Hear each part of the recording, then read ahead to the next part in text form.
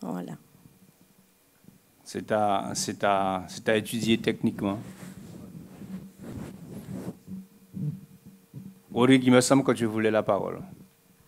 Oui, je voulais savoir si, enfin, pas savoir, hein, il y a les associations occupent des locaux qui sont très, très abîmés et qui demandent des travaux. Pour certaines, c'est des petits travaux, mais pour d'autres, il y a des travaux assez importants.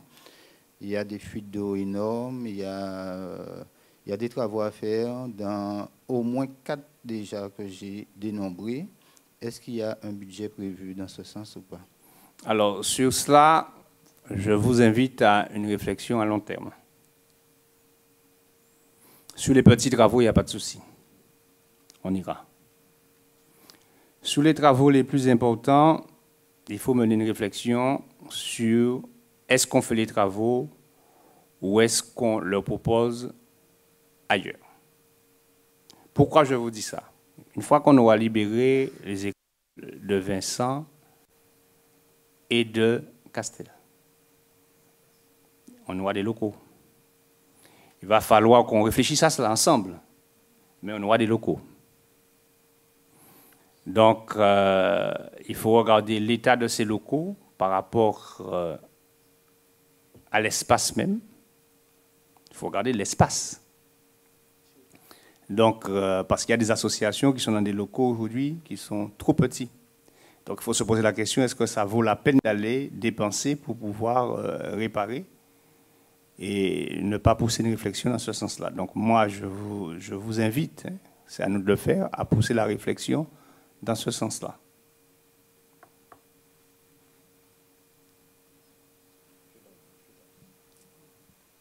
Oui.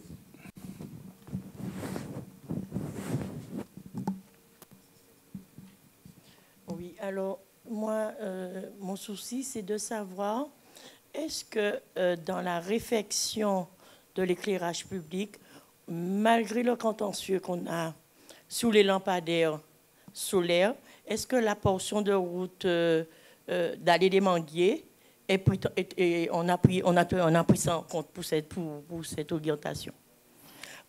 Parce que cette allée-là, il fait vraiment noir et elle amène à un site qui est station thermale de Ravine-Chaude. Et je pense qu'il faut vraiment qu'on se penche sur cette portion de route-là, sur l'éclairage public.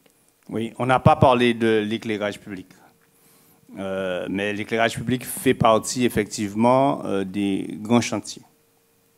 Alors pourquoi on n'a pas parlé de l'éclairage public? C'est parce que en fait, la masse financière, la grosse masse financière qui va peser sur l'éclairage public n'est pas dans notre budget. C'est un dispositif un peu particulier que j'ai eu à expliquer. Nous aurons une dépense qui va tourner autour de 5 millions d'euros, quand même, il faut dire ça, mais sur plusieurs exercices budgétaires. Sur au moins 2 exercices budgétaires, il y a sur les 5 millions d'euros à peu près, pas à peu près, il y a 4 millions d'euros qui sont financés par un obligé. Donc ça ne passe pas dans ton budget. On ne le voit nulle part dans ton budget. D'ailleurs, nous avons déjà reçu les 4000 lampadaires qui sont déjà là et que nous allons commencer à installer, mais ça ne passe pas au budget. Le budget de la ville de Lamantin n'a aucune trace de cette procédure-là parce que ce n'est pas une subvention, c'est comme une forme de mécénat, c'est donné. C'est donné directement, c'est fabriqué, c'est payé directement par l'obligé, et ensuite c'est livré à la ville. Donc, on ne le voit pas. On ne le voit pas dans le budget. Par contre, les armoires, c'est à peu près, je ne sais plus, les armoires et autres, les coffrets et autres, c'est autour de 600.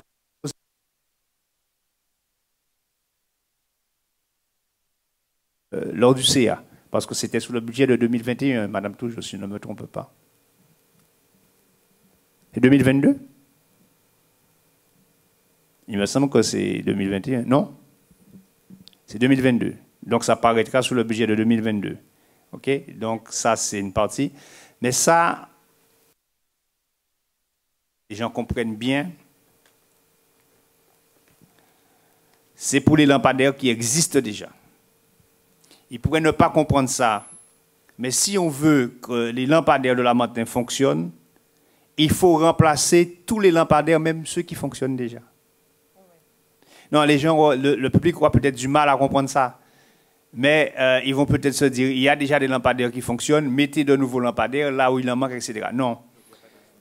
Si on veut faire un travail sérieux, pour ne plus avoir de panne, il faut remplacer tous les lampadaires, même ceux qui fonctionnent aujourd'hui.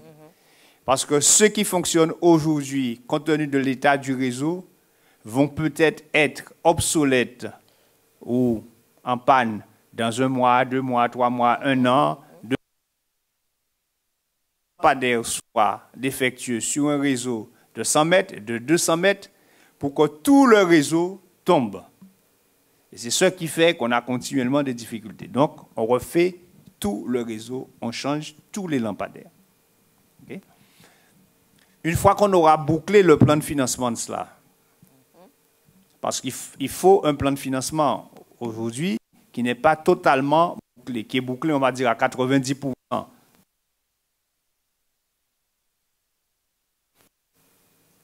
On va pouvoir commencer, parce qu'on est sur au moins 2 années budgétaires. On va dire que sur une année budgétaire, on peut considérer, monsieur le DGS, sur une année budgétaire, c'est bouclé, vu le nombre qu'on pourrait faire en 2022. Mais il faudra encore continuer en 2023, parce qu'il est impossible de remplacer 400 lampadaires, 4000 lampadaires, pardon, sur une seule année. C'est-à-dire, je ne parle pas de budget, hein. Là je parle de main-d'œuvre et de technique, vu la quantité qu'il y a à faire. Et même pour faire ça en 2 ans, il va falloir que l'entreprise double même ses effectifs. Ou encore sous-traite, mais peu importe que l'effectif, les moyens sur le terrain soient augmentés pour pouvoir le faire en 2 ans. Et une fois qu'on aura terminé cela, là on pourra maintenant attaquer l'extension du réseau. On pourrait déjà commencer l'extension du réseau en 2023 si la situation financière et technique nous permet de le faire, parce qu'il faut voir que pour faire les choses, il faut avoir l'argent, mais il faut avoir aussi la capacité technique de pouvoir faire. Parce que quand on fait du volume, on ne peut pas tout faire en même temps. Mais tu as raison. L'extension du réseau, je dis en priorité, ce sera Caillou. La priorité des priorités sur l'extension du réseau, ce sera Caillou, compte tenu aujourd'hui de la population qui est installée à Caillou, l'école de Caillou. Et après, ce sera effectivement l'allée des Manguiers. Et après l'allée des Manguiers, ce sera la Rosière.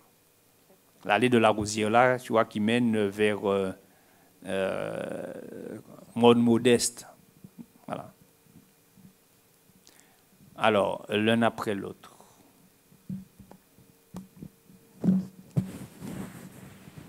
Alors, oui, on a une invitée qui a demandé la parole. En principe, c'est réservé aux élus, mais elle va parler. Une fois qu'on aura... bonsoir à tous. Je vais te donner la parole tout à l'heure.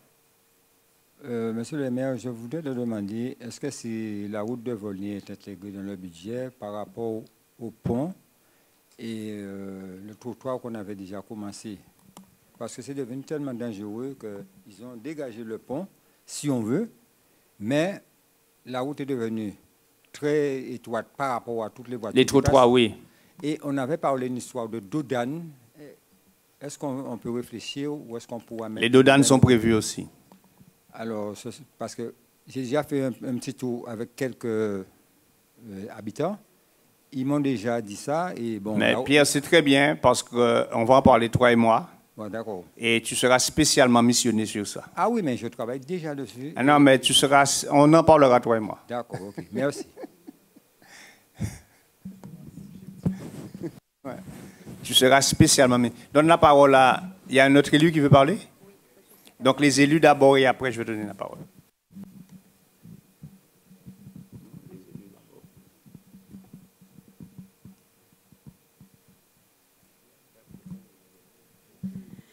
Bonsoir à tous. Moi, je ne parlerai pas de route. Je voudrais poser une question concernant les travailleurs en situation de handicap. Notre obligation légale, du moins, est de 6% de l'effectif total, ce qui nous vaut 18 agents. Et en réalité, nous avons 3 agents en situation de handicap. L'explication serait quoi? Est-ce que nous n'avons pas de demande de personnes en situation de handicap? Ou quelle serait l'explication? Alors, je pourrais peut-être donner la parole au DRH s'il veut ajouter. Notre volonté, effectivement, c'est d'améliorer ce chiffre-là. Sauf que le problème qui se pose, il est très compliqué à régler. C'est-à-dire que nous avons des agents qui sont en situation de handicap déjà, qui sont déjà dans la masse salariale et qui pourraient nous faire atteindre le niveau, mais qui refusent de se faire reconnaître comme agents en situation de handicap.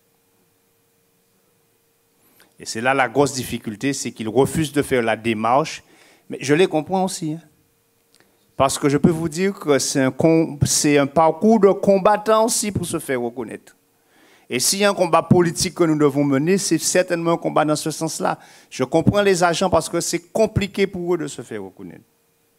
Donc, des fois, il y en a qui ne veulent pas.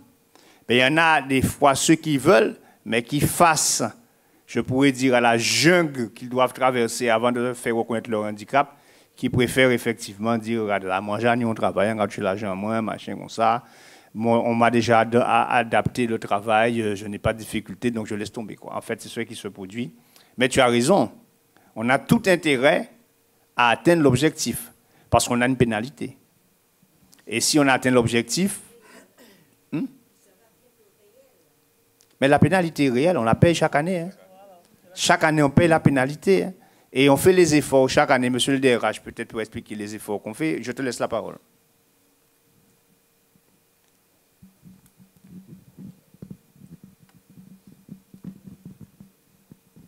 Oui, bonsoir. Donc, effectivement, on rencontre des difficultés pour que les agents puissent se faire reconnaître, même si certains, quand même, franchissent le pas, puisque j'ai un agent en 2020 et un autre en 2021 qui sont venus spontanément pour faire la démarche. Donc, d'ici quelques temps, le chiffre va remonter. Par contre, il faut savoir que dans les lignes directrices de gestion qui seront arrêtées bientôt, il y a un volet qui prévoit la prise en compte du handicap dans les orientations du personnel. Donc, effectivement, ça fait déjà l'objet de plusieurs axes que j'ai dégagés avec le reste de l'encadrement. Et ça devrait normalement nous permettre de faire un plan qui va faciliter la reconnaissance, pour les agents, mais aussi peut-être l'intégration de nouveaux agents dans notre politique de recrutement externe quand certains postes sont spécifiques ou fléchés. Voilà. Donc, on travaille sur ça déjà dans les lignes directrices de gestion et c'est pris en compte dans la politique de ressources humaines. Oui. Très bien, merci. Christian Citadel.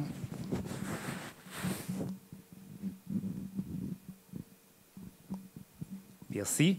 Moi, je vais parler, comme on parle d'orientation, je vais ouvrir le volet économie d'énergie, puisque le 011 parle de dépenses dans les écoles ou autres,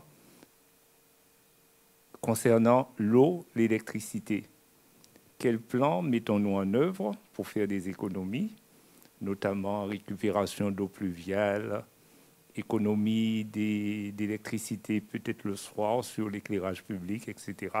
Donc, est-ce que nous ne pouvons pas nous orienter dans ce sens avec un plan global, ne serait-ce que éteindre la lumière lorsqu'on quitte une salle, couper la climatisation, etc., etc. Non, c'est une très bonne question, Christian. Demain, il y a un conseil municipal, tu verras qu'il y a au moins 2 ou 3 projets qui vont dans ce sens-là, ou des appels à projets en économie d'énergie dans les bâtiments de la commune. Je ne sais plus combien, il y a 2 ou 3 points. Il doit y avoir 3 points qui vont dans ce sens-là. Mais ça, je ne l'ai pas dit, mais les remplacements de lampadaires aussi, c'est ça. Sur les remplacements de lampadaires, c'est 50% d'économie d'énergie qu'on va faire par rapport à la dépense actuelle. C'est pas rien. Madame Toujours, le montant escompté est à peu près de combien? sur l'économie qu'on fera sur la dépense énergétique avec les lampadaires, les nouveaux lampadaires. Actuellement, la dépense est autour de 800 000 euros, c'est ça? Voilà, donc voilà, grosso modo, nous sommes à peu près à 600 000 euros en moyenne. Donc, on devrait faire une économie d'énergie globale autour de 400 000 euros avec les nouveaux lampadaires. Ce n'est pas rien par rapport à ce qu'on consomme aujourd'hui.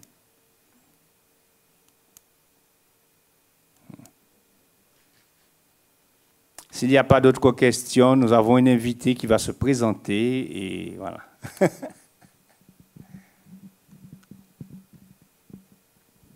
Merci beaucoup. Donc, je suis Françoise Calife.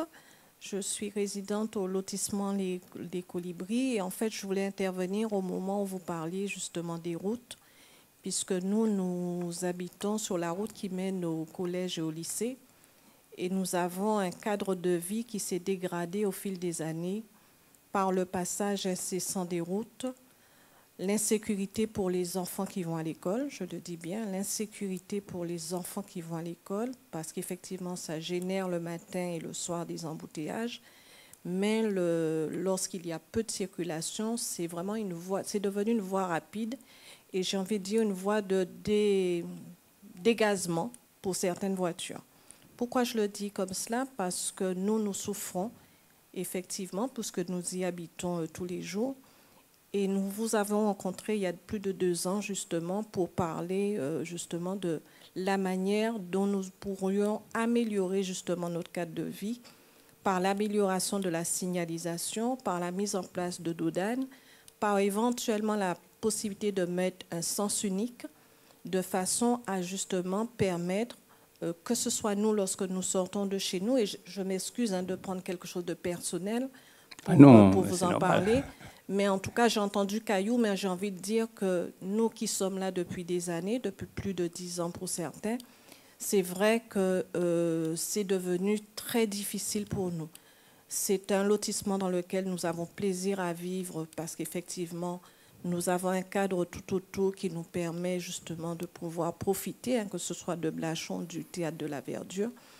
Mais je voudrais vraiment insister, me permettre d'insister au nom de tous les habitants, de dire qu'il faut vraiment que ça soit une priorité, si possible dans vos orientations, parce qu'il faut trouver des solutions vraiment pour nous permettre de pouvoir rester dans ce lotissement, parce qu'actuellement, il y a des gens qui partent du lotissement et je peux comprendre. Et je n'ai pas forcément envie de partir du Lamentin parce qu'on y vit bien.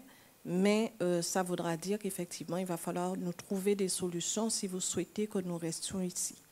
Voilà. Je vous remercie de m'avoir donné la parole. Bonne soirée à vous. Oui, merci Madame Calife. J'ai oublié de citer cette portion de route. Elle n'est pas longue, elle est toute courte. Je ne sais pas si tu vois DGS. Je vais t'y emmener. C'est une portion de route. Oui, celle-là, on pourra la refaire, parce qu'il faut la refaire. Mais ton problème, ce n'est pas de la refaire. Parce que si on la refait, quand on va la refaire, de toute façon, on va la refaire. Quand on va la refaire, c'est là où tu auras des problèmes. Donc, je peux m'engager sur les dodanes. J'ai une autre difficulté. Et c'est là où on n'avait pas trouvé la solution. Jusqu'à maintenant, je ne l'ai pas. C'est sur le sens de circulation. Pourquoi? Parce que on a déjà retourné la question dans tous les sens. Quelle que soit la solution qu'on prendrait, en fait, ce n'est pas une solution. C'est que déplacer le problème. Je ne sais pas si tu partages comme moi. Hein. C'est que déplacer le problème parce qu'en fait, la vraie difficulté, c'est que cette route-là est utilisée par des engins agricoles. Et quand c'est la période actuelle là, de la coupe de la canne, c'est extrêmement dangereux, extrêmement fréquenté. Et c'est essentiellement les engins agricoles qui démontent le plus la route. Donc, pour refaire la route et pour mettre les dodanes, j'ai la solution. Et ça, on pourra faire ça assez rapidement, voire même cette année. Par contre, pour régler le problème de sécurité, je t'avoue que je suis un peu démuni là, puisque en fait, il n'y a pas d'autre voie pour les engins agricoles. Et ça, l'autre solution que nous avons, on y a pensé, hein, mais elle est vraiment lointaine. C'est dans le cadre de la nouvelle ville où on prévoit de faire une autre route qui donnerait accès à la Mantin sans traverser effectivement votre résidence. Mais il faut que je vous dise la vérité, ce n'est pas pour demain la veille. Ça, c'est la Mantin qu'on rêve et qu'on construit pour les générations à venir. Et on va le faire, mais ça ne répond pas à votre question immédiate là, aujourd'hui. Voilà. Donc je m'engage pour refaire la route et pour mettre les dodanes.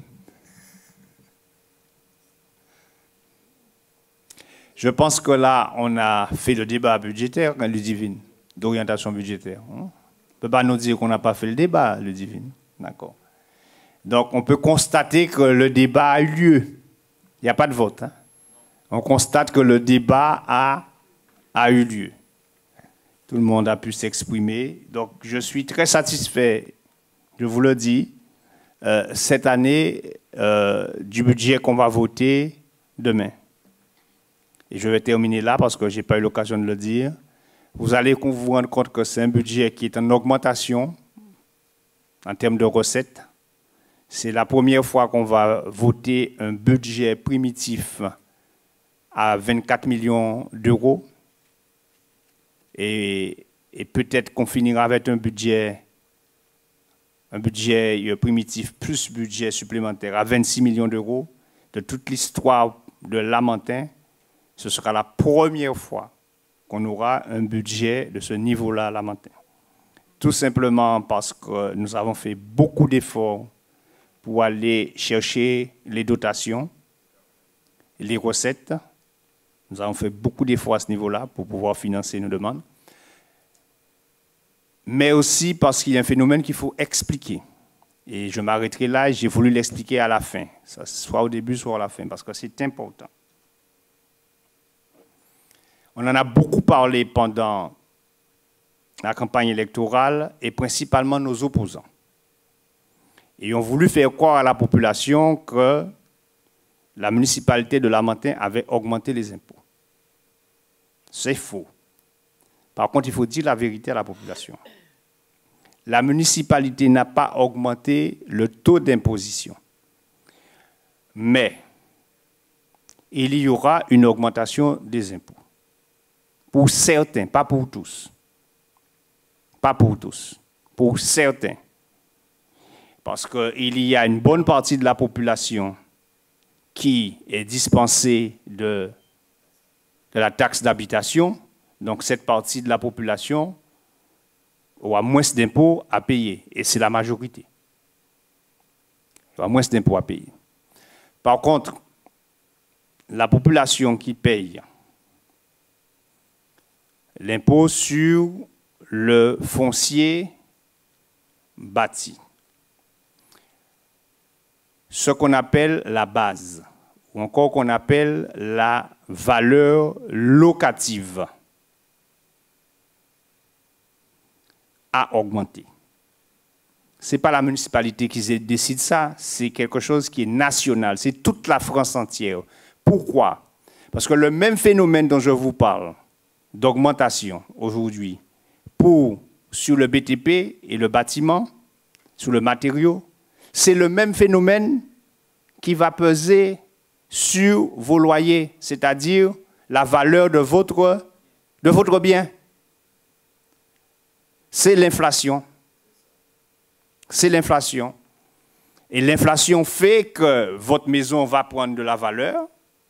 Et le fait que votre maison va prendre de la valeur, donc la valeur locative de votre maison va augmenter. Madame Touchot, ça a augmenté à peu près de combien? De 2%? De 2,36%. D'accord? Donc, cette augmentation va faire que pour certaines personnes, effectivement, leur impôt va augmenter de 2,36% sur, non pas le taux d'imposition, parce que nous, on ne change pas le taux d'imposition. Il n'a pas augmenté et il n'augmentera pas. D'accord? Mais nous, on ne maîtrise pas l'inflation. On ne maîtrise pas l'inflation. Et l'inflation fait que les valeurs locatives sont augmentées. Donc j'espère que vous avez compris, que vous saurez expliquer ça aux gens et que ceux qui m'entendent aujourd'hui comprennent cela. Oui.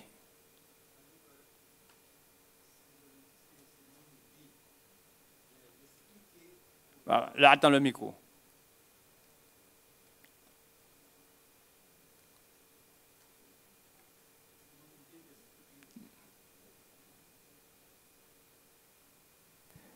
C'était mon idée d'expliquer aux gens que je connais, qui me disent que l'augmentation des dépôts au Lamentin est forte. Je leur explique ce que tu viens d'expliquer là, parce que moi, je paye ça tous les années. Tous les années, et je leur dis, ce n'est pas la commune, c'est l'inflation. C'est l'inflation. Et c'est votre maison qui devient, année en année, et si on veut dire... qui prend de la valeur. Prend de la valeur. Si vous achetez, votre maison coûtait peut-être 1 million d'euros cette année-ci, l'année prochaine, 1 million et quelques. Ah, non, mais c'est l'explication. Celui qui a une maison de 1 million d'euros, il a vraiment une belle maison. Ah ben oui, d'accord. Mais on veut dire, mais une maison qui coûtait, par exemple, 200 000 euros, Ouais. voilà, va prendre 2%. Donc, elle va coûter 220 000, 230 000, 200... Voilà. C'est ça que je voulais que tu expliques à la population. Maintenant, ils entendent, mais pas tous. De faire une réunion sur ça. Je suis d'accord avec toi. Arrêter de raconter des bêtises. Oui, c'est contraire à la voiture. Une voiture, quand tu l'achètes et tu sors avec elle du garage, il n'y a pas de valet. D'accord? Tandis qu'aujourd'hui, l'immobilier, enfin, les maisons prennent de la valeur aujourd'hui. Mais il faut savoir aussi que Lamentin aussi, c'est-à-dire les terrains à Lamentin aussi prennent de la valeur. Donc quand tu ajoutes au niveau de l'inflation l'augmentation du prix de la maison, de la valeur de la maison, plus peut-être ton terrain, ça dépend de là où tu es situé, hein, pas tous les terrains, plus peut-être ton terrain qui prend aussi de la valeur, c'est sûr que ça augmente ta base. Il y a un autre phénomène maintenant, ça ne touche pas